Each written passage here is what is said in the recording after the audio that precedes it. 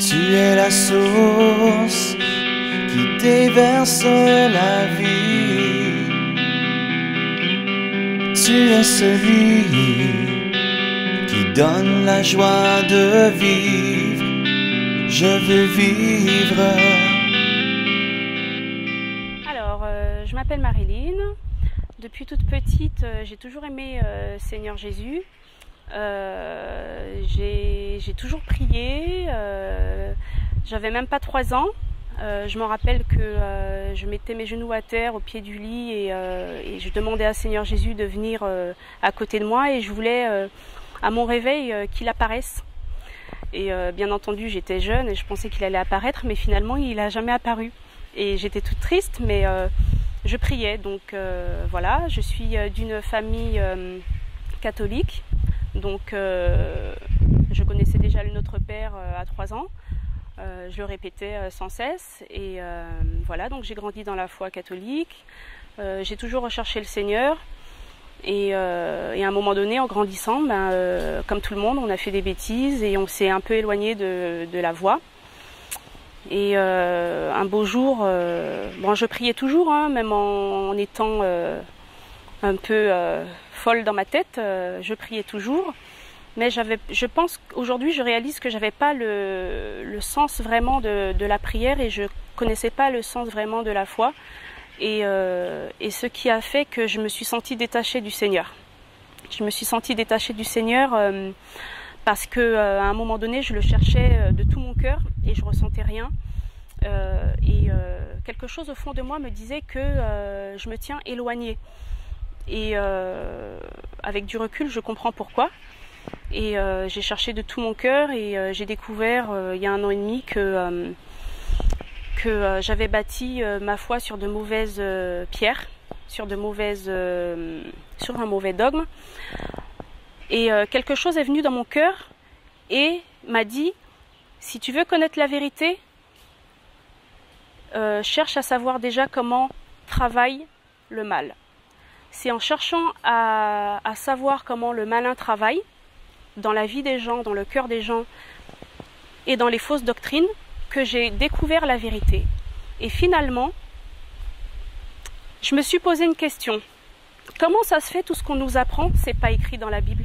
Comment ça se fait que si vraiment fallait s'attacher, s'accrocher à toutes ces choses-là, pourquoi on n'a pas été prévenu dès le début dans les Écritures?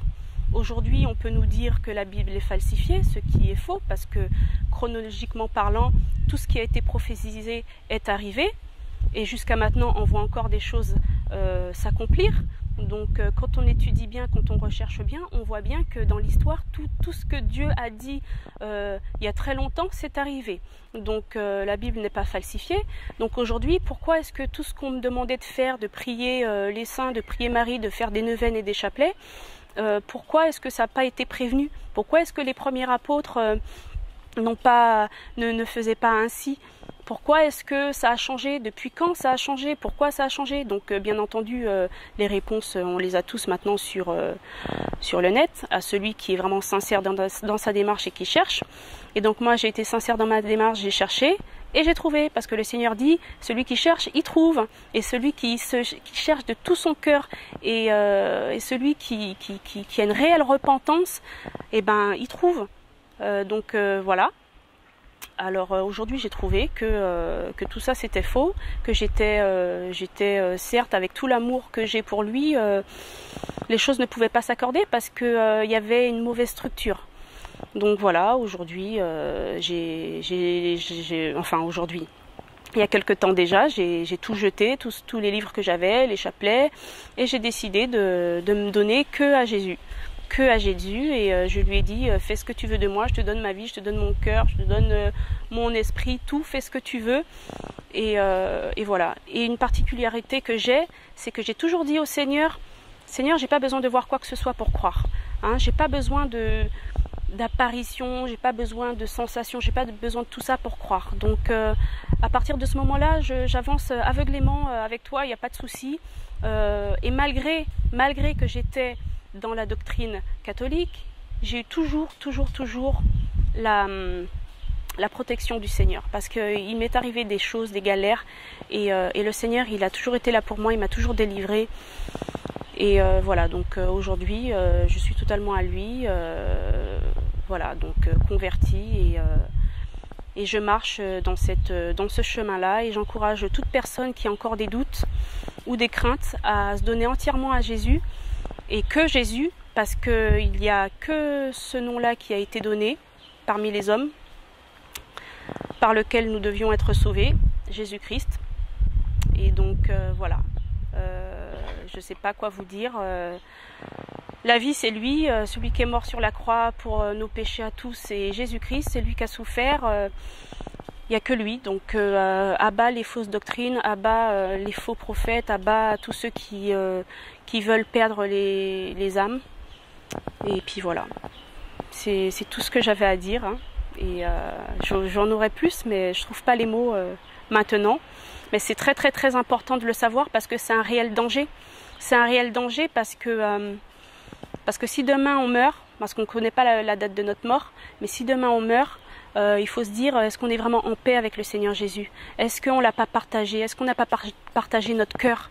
Est-ce qu'on n'a pas donné la moitié à un tel et l'autre moitié à un tel, hein? Parce que le Seigneur, il n'y a que lui, hein. C'est un Dieu jaloux, hein. Donc voilà, celui qui l'aime vraiment, il aimera que lui. D'entrée de jeu, quand j'ai tout jeté, quand j'ai tout abandonné, franchement, c'était une libération.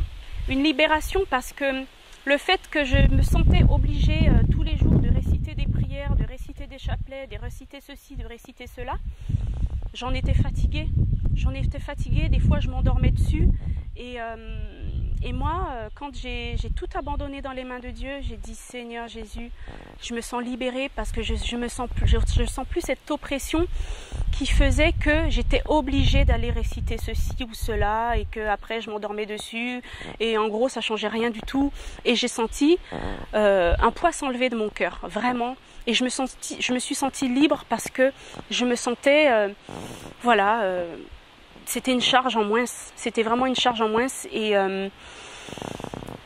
Et voilà, je me sentais plus tranquille. Je me sentais plus tranquille, et je savais aussi où j'allais. C'est comme si il y avait une lumière qui venait dans notre vie, enfin dans ma vie, pardon. C'est une lumière qui est venue dans ma vie, et j'ai vu qu'il n'y avait qu'un seul chemin, en fait. Et en plus, c'est ce que la Bible dit, il n'y a qu'un seul chemin. Donc j'ai trouvé ce chemin. C'était Jésus-Christ. Donc voilà, après, peu importe par la suite les péripéties, les épreuves, le Seigneur il nous a pas promis une vie paisible et une vie avec tout ce qu'on a besoin. Il peut nous donner tout ce qu'on a besoin, mais à la base, il nous a promis la persécution, il nous a dit qu'on serait persécuté, il nous a dit qu'on aura des épreuves, il nous a dit qu'on sera... Voilà, faut pas oublier que le malin, il est encore là, il n'est pas encore lié, donc il attaque comme il peut les enfants de Dieu. Donc faut pas se décourager quand on voit une épreuve, ou quand on voit qu'il y a quelque chose qui va pas. Non, justement, c'est dans la faiblesse que le Seigneur il nous renforce. C'est vraiment dans la faiblesse, parce que voilà, c'est dans la faiblesse qu'il montre sa gloire et sa toute puissance. Donc voilà, c'est génial. Donc oui, j'ai ressenti un poids, un vide intérieur, et je me suis remplie des bonnes choses. Donc voilà, les bonnes choses, c'est tout ce qui est écrit dans la Bible. Et puis voilà, donc et je continue mon petit bonhomme de chemin. C'est pas fini. Grâce à Dieu, grâce à Jésus, gloire à Dieu. Je voudrais prier en particulier pour toutes les personnes qui n'ont pas Jésus dans leur cœur. Toutes les personnes qui sont athées, qui ne croient en rien, et toutes les personnes justement qui sont dans de mauvaises directions. Dans de mauvaises directions. Parce que être dans de mauvaises voies, ça passe encore, parce que le Seigneur, il nous ramènera tous. On a été dans des mauvaises voies avant. Mais à partir du moment qu'on ne connaît pas Jésus, c'est grave. Donc moi, je voudrais qu'on prie pour les personnes qui ne croient pas en Dieu, qui ne croient pas en Jésus, ou qui sont dans de fausses doctrines. Donc les fausses doctrines, ça ébranle beaucoup. Et voilà, donc moi j'ai une particularité pour les personnes qui ne connaissent pas le Seigneur et qui n'ont pas cette foi. C'est très important, parce que la foi c'est la vie, et voilà, c'est super important. C'est super important de donner sa vie à Jésus, c'est super important de sortir de ce qu'il n'a pas enseigné, et c'est super important de faire coûte que coûte suivre ses voies. C'est très important. Que Dieu nous aide.